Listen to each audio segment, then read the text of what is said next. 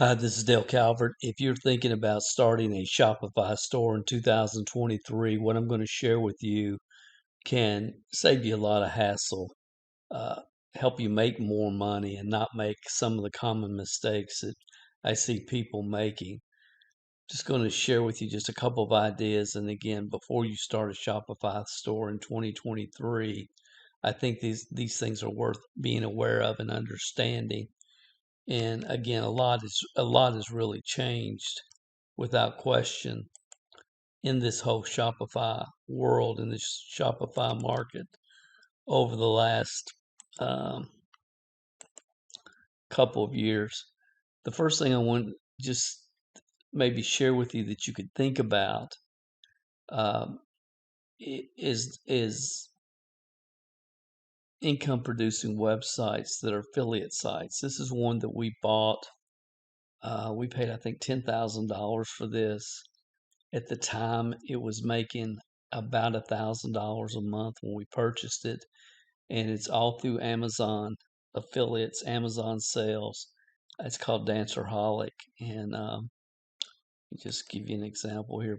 They can go and it's about the best dance bags. It's all about dancing, dancing items, reviews, and then when they click, they can check the price on Amazon, and if they purchase, we make a commission. So it, it's this site when we bought it, we don't have anything to ship. We don't have to deal with drop shippers or anything like that. It's just all through Amazon. And at the time we bought it, I think we paid 10,000 or so. It was making about $1,000 a month. And then the month after we bought it, all the commissions, we were making about 6% on all the items on this site. Amazon went in and cut their commission structure, so our 6% went down to about 3%. So we were projecting a 10-month ROI. When that happened, we were looking at 20 months, which is still not bad at all. I'll take that. Uh, then there, shortly after that, 4 or 5 months after that, there was an Amazon slap, and basically any sites like this that were basically providing articles that just linked to Amazon, uh, we lost a lot of our rankings in the search engines. And this is a really good site. There's a lot of good information, a lot of good material here. But yeah, it's a 100% Amazon site. And long story short, we went in, did a few more articles. We ended up doing fine. I think we ROI'd on it in about 15 months. But then after the Google slap, it hurt our commissions. But it's just been, we've had this 4, 5, 6 years, and it just produces passive income every month. And honestly, I don't even hardly think about it anymore.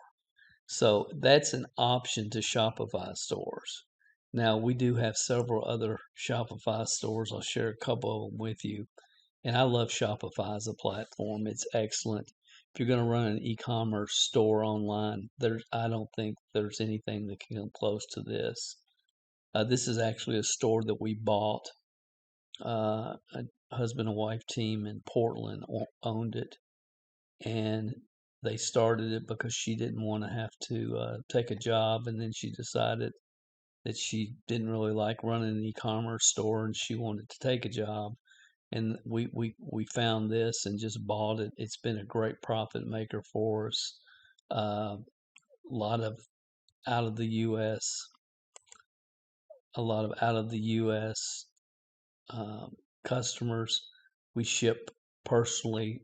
We ship from our little warehouse that we have here, so we ship these items every single day, and it's been a great site for us.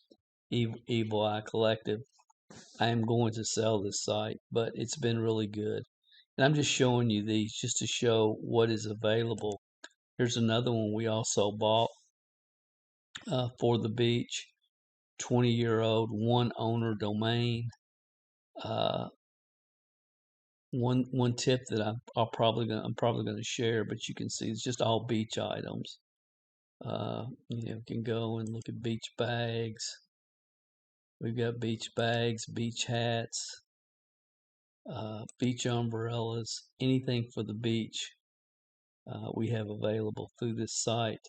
We bought the entire inventory, domain, website, everything.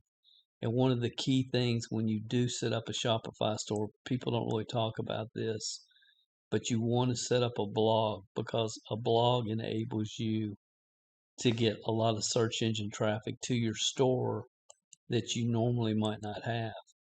And you can see we've got several different articles. And one thing that we also do that not very many people talk about, uh, we ship the majority of the products in our store. But in this particular article here, for instance, on these beach carts, if we click on this article and they go in, oh, that's right, I actually sent that to another website that we have. Let me see if I can find another example for you.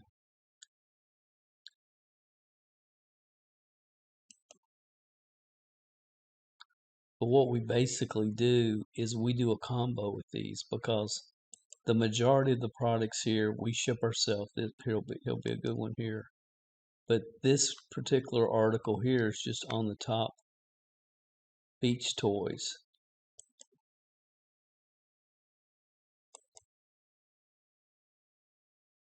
And if somebody reads about this beach toy, there's a video about it. And if they want to purchase it, now watch what happens here.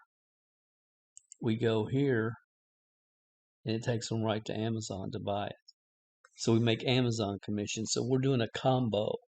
The majority of items on this particular website we ship. We ship ourselves.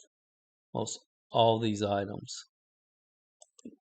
But some of them, like we ship these shovels, are great sellers for us. We ship, but in our articles, the articles will drive traffic based upon the search terms around the articles, how the article's written. And not in all the articles, but in a lot of the articles, we also include products, beach-related products that we don't ship, but we just send the traffic from our site to Amazon, and we make commissions through Amazon. So that's kind of a 1-2 punch. And then the other one I'll share with you, I'm a huge Kentucky basketball fan, so this is Wildcat Gifts, which is just a site that we love. And you can see we've got all kinds of gift items here, and we ship all these as well. So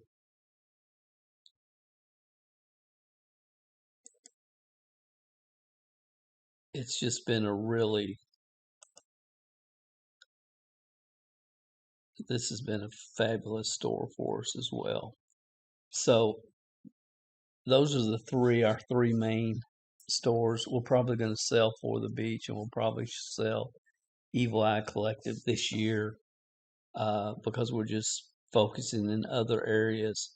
I just want to share with you a couple of tips and things for you to really be aware of, because I have a lot of people that know that they've heard on my podcast or whatever that we have Shopify stores, and I just wanted to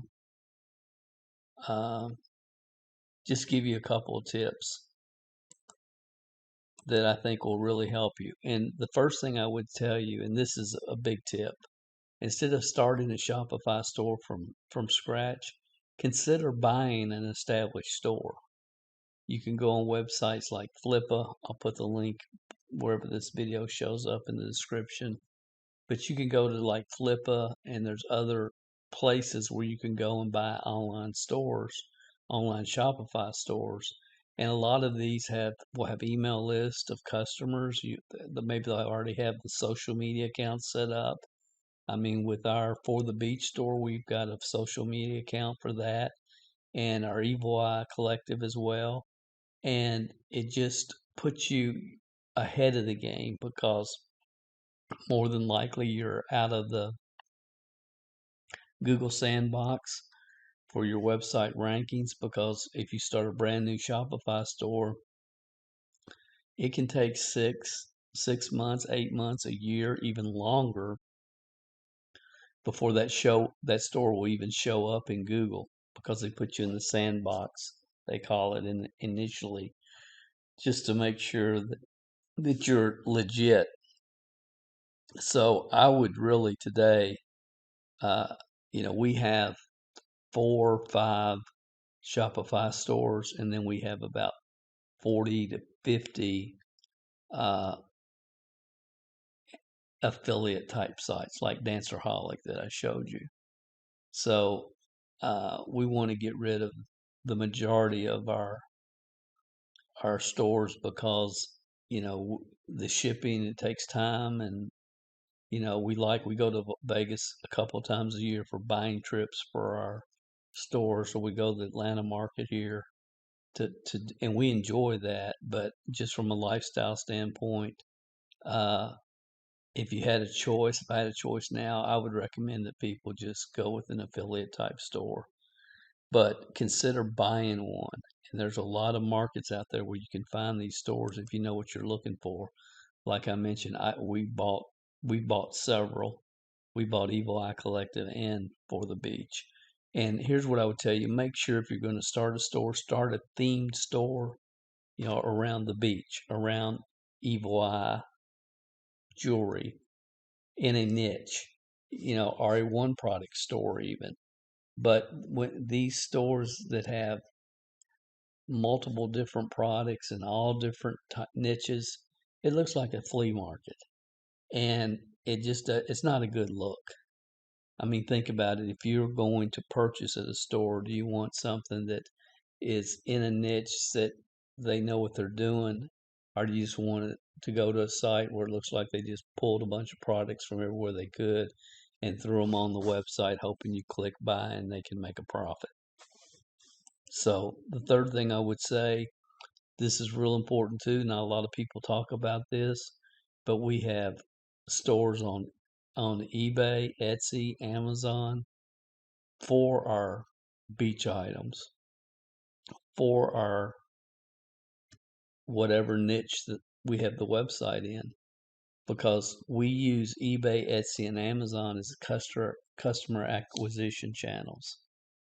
So somebody comes in and they buy a Wildcat gift item on one of these platforms, these Etsy, Amazon, eBay, and when we ship that, so we do some FBA, but we do a lot of shipping in house. And when that package goes out, there's also a card there, a postcard, where that person can go to another website and get free University of Kentucky earrings. So what does that do? That helps us build our customer list, because this is all about building a customer list, building a buyer list. So we can use these third party platforms and create customers to our primary websites. Very important tip. It's something you don't want to overlook. Avoid drop shipping at all costs would be my suggestion. I've done it years ago, but I tell you, if you want to save yourself a lot of headaches and drama, avoid drop shipping.